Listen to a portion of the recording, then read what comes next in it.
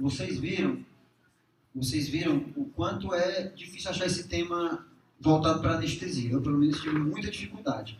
E a maioria dos trabalhos que trazem esse tema, eles trazem no contexto pré-operatório, em que eles abordam principalmente o pré-operatório, né, e o pós-operatório. Eles não abordam, eles não vêem nenhuma abordagem falando de picos hipertensivos intraoperatórios. Assim, talvez esse artigo que o Felipe traga alguma coisa, eu procurei bastante. Mais pré-operatório. Não trazem, eles não trazem. Então eu fui cascaviando no lugar, no outro e consegui trazer alguma coisa. Bom, então literatura escassíssima, né? A ausência não tem nenhum guideline, tipo, fazer o que primeiro, como a gente tem numa via aérea, como a gente tem em outras situações, numa parada cardiorrespiratória, né? Agora, os aspectos importantes que foram falados aqui, que tem que ser enfatizados, é a definição de pacientes mais vulneráveis a complicações. Como era o caso da paciente, o paciente já tinha história de AVC, diabética e hipertensa. Então, essa paciente é uma paciente extremamente vulnerável para picos hipertensivos no intraoperatório. E as indicações de tratamento antihipertensivo, e a gente vai ter que depois classificar. Bom, esse autor achou a seguinte frequência de picos hipertensivos intraoperatório, variando a depender da cirurgia, de 8% em cirurgias intraperitoneais até 40% a 80% em cirurgias de endarterectomia de carótida e cardíaca, para esse valor de 160,90. As causas fáceis de vocês verem, você já tem noção do dia a dia: ansiedade, indução da anestesia, estimulação simpática pela dor, desregulação da temperatura, hipóxia, sobrecarga intravascular, que às vezes se hidrata demais o paciente, descontinuação de antihipertensivo, que foi uma das hipóteses aí de ter descompensado o paciente, já que ele estava com subdose de antihipertensivo. Além de multifatorial, né, depende do tipo de cirurgia, do estado ônico, como eu falei, da profundidade anestésica. A escolha, por exemplo, no caso do anestesista, o paciente, foi tentar aprofundar a anestesia, apesar de que a gente sabia que o problema dele provavelmente não era plano anestésico, mas sabe-se do poder vasodilatador e miocárdio depressor dos anestésicos, tá bom? Agentes anestésicos, comorbidades. Bom, hipertensão e complicação. Foi também levantada a questão na hora da sessão sobre seguir ou não uma cirurgia com o paciente hipertenso, e a que níveis seriam seguros, né? A relação é incerta, vocês devem ter lido isso, é incerta, e, engraçado, todos os trabalhos que eu li citam que abaixo de 180 por 110, algum vale de 120 ou 100 de diastólica, eles não estudam quando o paciente está acima disso. Simplesmente, o paciente acima de 180 por 110, aí, com essa variação que eu falei, eles nem estudam, eles já indicam a suspensão da cirurgia. Já indicava assim, baseado em um valor aleatório, entre aspas. Certo? Abaixo disso, existe um questionamento. Se pode-se fazer ou não a cirurgia. E a classificação que eles usam é essa, a classificação do sétimo joint, se não me engano. Normal, pré-hipertenso, estágio 1 e 2, que não são motivos da cirurgia, né? E crise hipertensiva. E a gente vai falar um pouquinho dela, tá bom? Bom, o que é que diferencia uma urgência de uma emergência hipertensiva? Os dois são quando a pressão está acima de 180 por 110. E o que diferencia uma da outra é justamente a lesão de órgão-alvo iminente ou progressiva. O problema é o seguinte: durante o ato anestésico, a gente perde o parâmetro total de monitorização de estado mental do paciente, de estado até mesmo do tônus vascular, a gente perde um pouco por causa dos anestésicos, certo? Então a gente perde um pouco da monitorização de um paciente acordado, certo? Então isso já é um fator importante a gente levar em consideração. Bom, então, as emergências hipertensivas, pela definição tradicional, é raro a gente pegar um paciente com mais de 180 por 110. Eu até tive um caso de um paciente, há mais ou menos 2 meses atrás, que, com a estimulação do pneu peritônio, que a gente sabe que existe uma estimulação simpática importante, com a instalação do pneu peritônio, que aumenta a resistência vascular sistêmica, que diminui o retorno venoso, que pode ou não alterar o débito cardíaco, certo? A depender do nível de pressão de pneu peritônio, mas a estimulação do pneu peritônio, da insuflação do pneu peritônio, fez com que a pressão do paciente fosse para 190. Peguei uma crise hipertensiva, né? paciente idoso, hipertenso, comecei logo o vasodilatador para garantir que não tinha lesão de órgão-alvo. Por quê? Então, eu já considerei que esse paciente estava numa emergência hipertensiva. Eu não tinha como avaliar ele do ponto de vista clínico, já que ele estava anestesiado. Eu transformei aquela situação na emergência hipertensiva. Então, o que o autor fala, o que alguns autores falam é que pressão desse valor, acima de 180 por 110, em paciente anestesiado, no centro cirúrgico, já é por considerar uma emergência hipertensiva. Então, há uma necessidade de manejo imediato e, como eu já falei, por causa de tudo isso, os critérios são diferentes de um pico hipertensivo ou crise hipertensiva ambulatorial que você pega no PA, por exemplo. Então, há que considerar se o paciente tem hipertensão arterial pré-existente, a situação do momento em questão, se está tendo estímulo, no caso do pneu peritônio, que eu falei, e a vulnerabilidade de órgãos-alvos. Tudo isso aí você vai levar em consideração na agilidade que você vai tratar o paciente. Vejam bem, eu não estou falando aqui de síndrome carcinoide, nem feocromocitoma especificamente. Eu estou falando de crise hipertensiva no perioperatório. Então, tem um detalhe. Aqueles níveis que a gente falou de 180 por 110, que acima disso os autores nem se atrevem a estudar, a dar segmento à cirurgia, que já suspendem a cirurgia logo de cara, né? Estudam muito os pacientes que estão abaixo dessa pressão, né?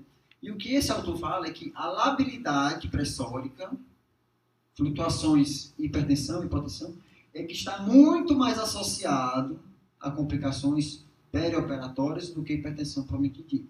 O grande problema é que lidar com essas labilidades, quem já pegou paciente com labilidade pressórica, é muito difícil, né? Uma coisa é você fazer uma peridural e o paciente ficar hipotenso, você fazer um vasopressor.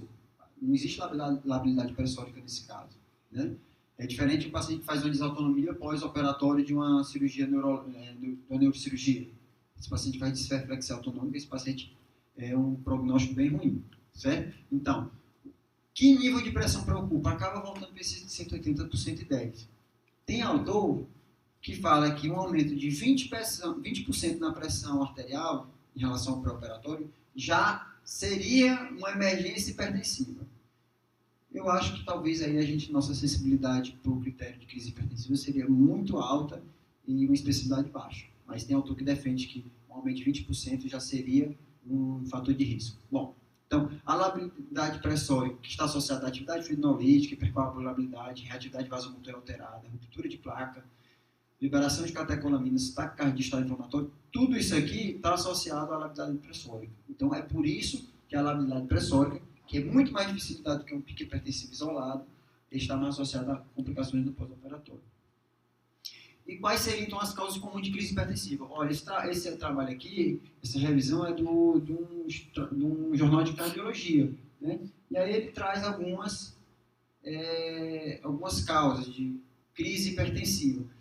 E qual é a minha ideia de trazer aqui? É de a gente ter uma noção do que tem lá fora e a gente poder incluir no nosso dia a dia, no nosso conhecimento da anestesia, né? Não utilização de medicações, né? Retirada de antihipertensivo, principalmente a clonidina, que pode dar uma síndrome simpática de rebote, né? Doença parenquimatosa renal, doença renovascular, drogas, cocaína, por exemplo, doenças do colágeno, como lúpus eritematoso sistêmico, doença cushingoide, feocromocitoma, pré-eclâmpsia, eclâmpsia e estado pós-operatório, pelo processo inflamatório que vocês estão cansados de saber. E elenco aqui a nossa suspeita do caso de síndrome carcinoide, né? Então, a principal coisa a levar em consideração na anestesia são alguns cenários. A gente já falou que a definição ambulatorial e perioperatória tem que ser diferente, por motivos óbvios, sangramento, complicações não visíveis pela não monitorização, né? Mas os cenários talvez mais importantes que a gente pode ter no nosso dia a dia seriam esses. Exacerbação da insuficiência mitral. Se eu aumento muito a pós-carga, eu tenho uma piora da insuficiência mitral. Se ser descompensado, se o paciente tem uma baixa reserva miocárdica, eu posso piorar o prognóstico desse paciente se eu tenho crise hipertensiva. Excesso agudo de catecolaminas, efeito rebote de suspensão de antihipertensivos, sangramento de estrutura vascular, hemorragia intracraniana ou traumatismo crânioencefálico, dissecção de aorta, pré-eclâmpsia e disreflexia autonômica. A gente vai ver cada um deles. Então, insuficiência mitral, né? Pico de pressório, é óbvio, se você tem uma pós-carga aumentada no insuficiência mitral, o fluxo vai para onde? Vai para o átrio. Então, num paciente com insuficiência mitral, você aumentar a pós-carga, principalmente numa crise hipertensiva, pode ser gravíssimo. O débito pode cair absurdamente. Secção de aorta é do dia a dia, assim, do dia a dia de quem estudou para residência. Então, sabe mais do que eu, que se você usa só vasodilatador, você faz taquicardia reflexa, aumenta a injeção da aorta e pode piorar de secção retrógrada. Então, o ideal é fazer beta-bloqueador e vasodilatador. E aí entra aquela nossa história que eu falei, que o que é de escolha fora é o labetalol, o que a gente tem aqui é nitroprusiato como vasodilatador e algum outro beta-bloqueador. Né? Vai diminuir o estresse aórtico, previne isquemia miocárdica, diminui pós-carga, diminui VO2 miocárdico, previne rupturas das anastomoses no caso de cirurgia. E CC descompensado, esse paciente, detalhe, esse paciente que eu falei do caso clínico do pneu peritônio, que fez uma hiperreflexia ao pneu peritônio, hiperreflexia simpática, a fração de injeção dele no pré-operatório, pelo ecocardiograma, era de 29%. Foi até uma notícia boa ele ter feito essa pressão. Com certeza esse 29% estava errado, essa medida. Né? Porque um paciente que com 29% de fração de injeção dificilmente vai conseguir fazer uma pressão de quase 200. Pode até ser, mas eu suspeitei que não fosse. Nesse paciente, por mais que ele não tivesse os 29%, ele tinha insuficiência cardíaca. Já o cardiologista teve a coragem de botar esse valor. Esse paciente eu me preocupei muito. Eu corri para baixar a sobrecarga dele. Porque independente de qual fosse, se eu não me engano era coronariopatia, se ele aumenta a sobrecarga dele, como vou falar até do duplo produto, né? Então eu aumentei muito do produto dele, eu tenho que aumentar muito o fluxo coronariano. E eu não sabia se esse paciente ia aguentar. Então, é sempre uma preocupação nesse ser descompensado. AVC, né, controle fino da PA para a questão da perfusão cerebral, hemorragia intracraniana, subaracnoide, efeito rebote de hipertensivo, já falei da síndrome de retirada de clonidina, que pode ser semelhante a um feocromocitoma, excesso de catecolaminas, como drogas, como feocromocitoma, como a liberação de mediadores como no tumor carcinoide, né, pré-eclâmpsia, né, não preciso falar aqui tanto, desreflexia autonômica, associada principalmente à lesão medular, no caso de pacientes paraplégicos que vão submeter a uma cirurgia que o paciente não precisa de anestesia porque ele é paraplégico. Não, ele pode precisar de algum tipo de anestesia, nem que seja uma anestesia mais superficial, porque ele pode levar a desreflexia autonômica e fazer até edema agudo e AVC, etc. Bom, início de novo de hipertensão durante o período pré-operatório deve ser avaliado para causas comuns de hipertensão secundária, até como estenose de artéria renal e feocromocitoma. Onde é que eu estou querendo chegar? Essa paciente, ela não tinha um diagnóstico novo de pressão, ela já vinha tratando, mas esse diagnóstico de paroxismo, sem dúvida, leva à busca de uma patologia de hipertensão secundária. Né? Sem dúvida, essa paciente tem algum motivo para ter hipertensão secundária, né? Por causa desse paroxismo que é novo, né? Pelo menos clinicamente. O aumento súbito da PA com tensão arterial não diagnosticada ou apresentação em pacientes jovens sugere causa secundária, que pode estar presente em 5 a 10% dos casos de hipertensão. Então, para esse caso, tem que se investigar alguma causa de hipertensão secundária. O agente ideal, vou falar brevemente, certo? Ação rápida, previsível, fácil de titulação, barato e conveniente. Conveniente, lê-se que o anestesista ou intensivista, ou o médico que está cuidando do paciente, tenha traquejo com a medicação. Nitroprusiato reduz pré-carga e pós-carga, é um vasodilatador sistêmico, melhora a função ventricular, mas pode levar à redução do débito cardíaco, né? Não tem nenhum efeito inotrópico e cronotrópico, mas pode fazer taquicardia reflexa. E isso em segundos de duração de 1 a 2 minutos. O que é que isso me diz? Que a titulação é muito fácil. E quando o Vitor perguntou sobre o bolos, talvez no desespero, um paciente com mais de 300 de pressão sistólica, eu teria feito um bolos, mas eu não teria aberto mão de fazer uma infusão contínua, porque o efeito é muito fugaz. É muito fugaz o efeito. Né? Reduz fluxo coronariano, pode levar a roubo coronariano, e em pacientes com infarto agudo do miocárdio, aumentou até a mortalidade. Reduz fluxo sanguíneo renal, reduz fluxo sanguíneo cerebral, aumenta o shunt pulmonar, porque ele faz vasodilatação pulmonar, e a gente falou um pouco de vasoconstrição pulmonar hipóxica, né? Então ele reduz a vasoconstrição pulmonar hipóxica, ou seja, aumenta o shunt pulmonar, e tem possibilidade do acúmulo de cianeto em doses maiores, por mais tempo, em hepatopatas e nefropatas. O esmolol, a gente, acho que pelo menos há um tempo teve acesso, não sei se está tendo mais, É um beta-1 seletivo, mas não é tão seletivo, pode sim causar broncoespasmo, né? Iniciação em 60 segundos, duração de ação de 10 a 20 minutos. As doses são essas. Nitroglicerina. Bom, a nitroglicerina, para esses casos de crise hipertensiva, tem autor que fala para nem usar, certo? Porque a resposta é imprevisível, né, e limitada, certo? Não é superior ao nitroprusiato.